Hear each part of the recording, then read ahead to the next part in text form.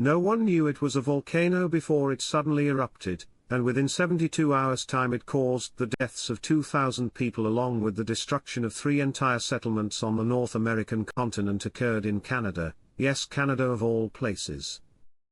The setting of our story takes us to Zacks Cone, central western British Columbia, 760 kilometers north-northwest of Vancouver, to a spot bordered by mountains with small glaciers.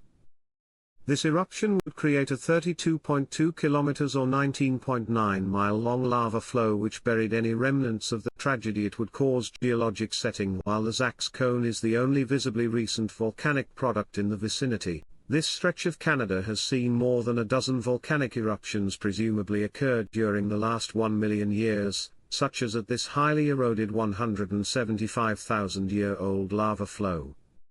The earthquakes became stronger and stronger until magma reached the surface and created Phase 1 100 meters high lava fountains along an 800 meters long fissure.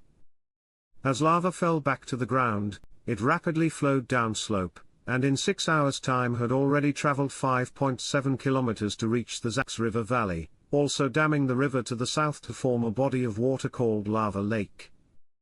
After lava made this turn to the north is when the real tragedy struck. The lava flow and eruption disaster strikes had been emitting substantial amounts of carbon dioxide, sulfur dioxide, and hydrogen sulfide gas, all of which are lethal at varying concentrations and were heavier than residual air. This occurred at 3 settlements and 2 additional outlying areas of the Shah, killing 2,000 people.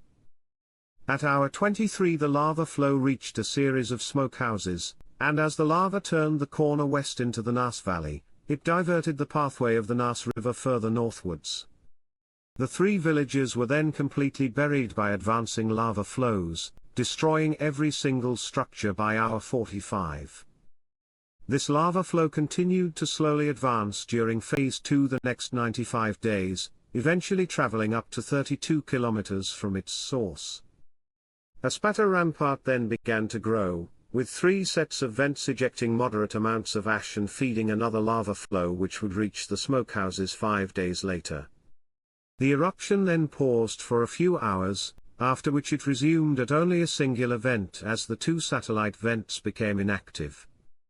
Phase 3 and 4 viscous and gas-rich magma then began to erupt, resulting in the generation of a 5 km 16,400 foot high eruption plume which ejected larger amounts of ash. The violent Strombolian phase lasted for 10 days, feeding a more viscous lava flow which eventually came to a halt, by which the final phase of the eruption caused declining activity to collapse part of the northern cinder cone. In a fresh layer of lava,